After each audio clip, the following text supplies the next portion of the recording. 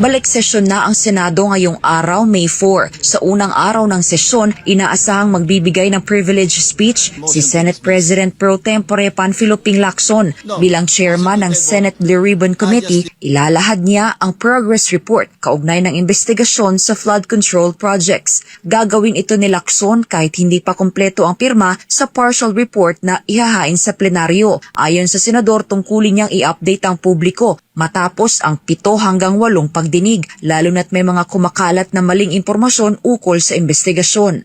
Sinabi ni Lacson na kahit may mga pagtatangkang harangin ang resulta ng investigasyon ng Blue Ribbon Committee, hindi ito uubra dahil hindi na ito malilimutan ng publiko. Anya, galit na ang mga tao at ramdam na nila ang epekto nito. Ikinumpara pa niya ito sa kaso ni Janet Lim Napoles, ngunit mas malala ang kasalukuyang issue.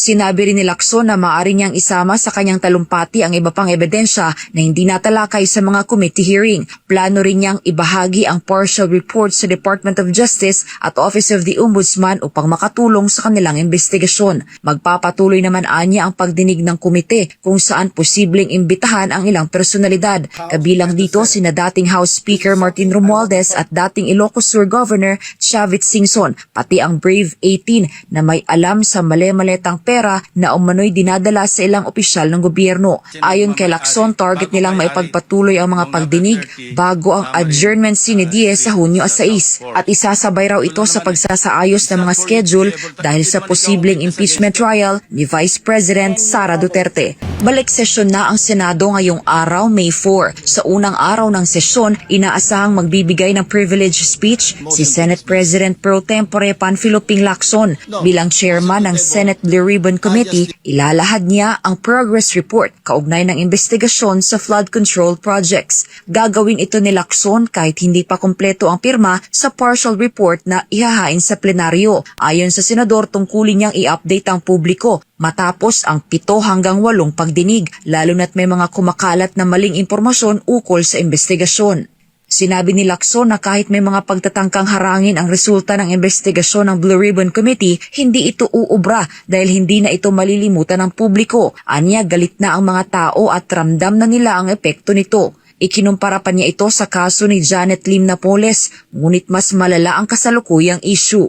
Sinabi rin ni Lacson na maaari niyang isama sa kanyang talumpati ang iba pang ebidensya na hindi natalakay sa mga committee hearing. Plano rin niyang ibahagi ang partial report sa Department of Justice at Office of the Ombudsman upang makatulong sa kanilang investigasyon. Magpapatuloy naman anya ang pagdinig ng komite kung saan posibleng imbitahan ang ilang personalidad. Kabilang dito sina dating House Speaker Martin Romualdez at dating Ilocos Sur Governor Chavit Singson, pati ang Brave 18 na may alam sa mali-maletang pera na umano'y dinadala sa ilang opisyal ng gobyerno. Ayon kay Lacson, target nilang maipagpatuloy ang mga pagdinig bago ang adjournment sine die sa Hunyo 6 at isasabay raw ito sa pagsasaayos ng mga schedule dahil sa posibleng impeachment trial ni Vice President Sara Duterte. Balik sesyon na ang Senado ngayong araw, May 4. Sa unang araw ng sesyon, inaasahang magbibigay ng privilege speech si Senate President Pro Tempore Panfilo Ping Lacson. Bilang chairman ng Senate Blue Ribbon Committee, ilalahad niya ang progress report kaugnay ng investigasyon sa flood control projects.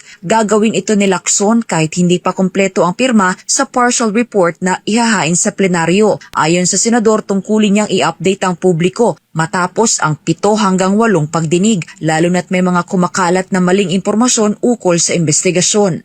Sinabi ni Lacson na kahit may mga pagtatangkang harangin ang resulta ng investigasyon ng Blue Ribbon Committee, hindi ito uubra dahil hindi na ito malilimutan ng publiko. Anya, galit na ang mga tao at ramdam na nila ang epekto nito. Ikinumpara pa niya ito sa kaso ni Janet Lim Napoles, ngunit mas malala ang kasalukuyang issue. Sinabi rin ni Lacson na maaari niyang isama sa kanyang talumpati ang iba pang ebidensya na hindi natalakay sa mga committee hearing. Plano rin niyang ibahagi ang partial report sa Department of Justice at Office of the Ombudsman upang makatulong sa kanilang investigasyon. Magpapatuloy naman anya ang pagdinig ng komite kung saan posibleng imbitahan ang ilang personalidad. Kabilang dito sina dating House Speaker Martin Romualdez at dating Ilocos Sur Governor Chavit Singson, pati ang Brave 18 na may alam sa mali-maletang pera na umano'y dinadala sa ilang opisyal ng gobyerno. Ayon kay Lacson, target nilang maipagpatuloy ang mga pagdinig bago ang adjournment sine die sa Hunyo 6 at isasabay raw ito sa pagsasaayos ng mga schedule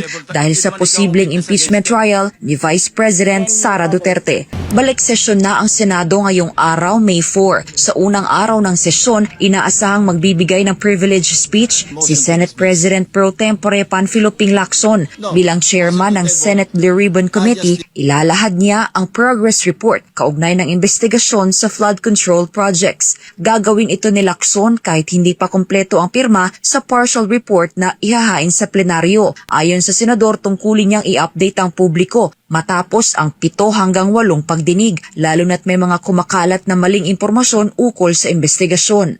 Sinabi ni Lacson na kahit may mga pagtatangkang harangin ang resulta ng investigasyon ng Blue Ribbon Committee, hindi ito uubra dahil hindi na ito malilimutan ng publiko. Anya, galit na ang mga tao at ramdam na nila ang epekto nito. Ikinumpara pa niya ito sa kaso ni Janet Lim Napoles, ngunit mas malala ang kasalukuyang issue.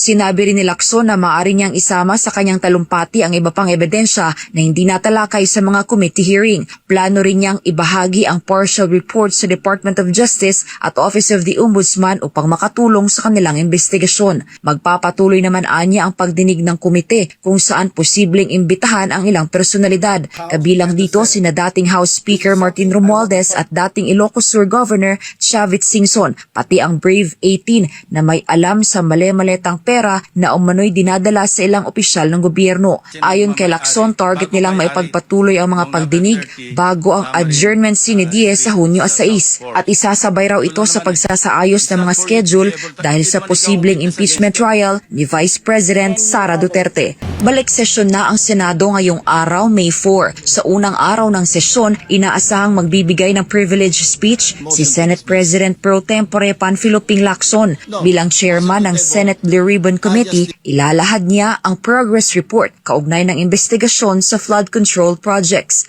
Gagawin ito ni Lacson kahit hindi pa kumpleto ang pirma sa partial report na ihahain sa plenaryo. Ayon sa senador, tungkulin niyang i-update ang publiko matapos ang 7 hanggang 8 pagdinig, lalo na't may mga kumakalat na maling impormasyon ukol sa investigasyon.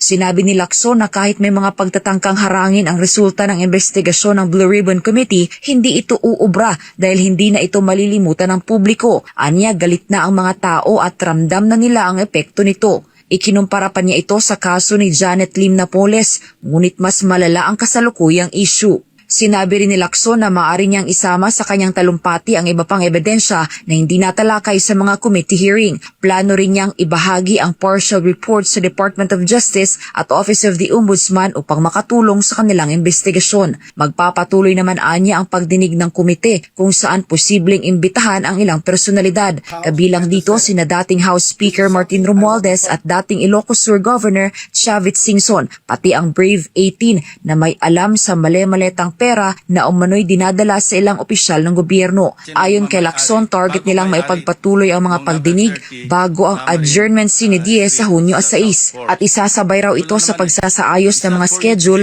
dahil sa posibleng impeachment trial ni Vice President Sara Duterte.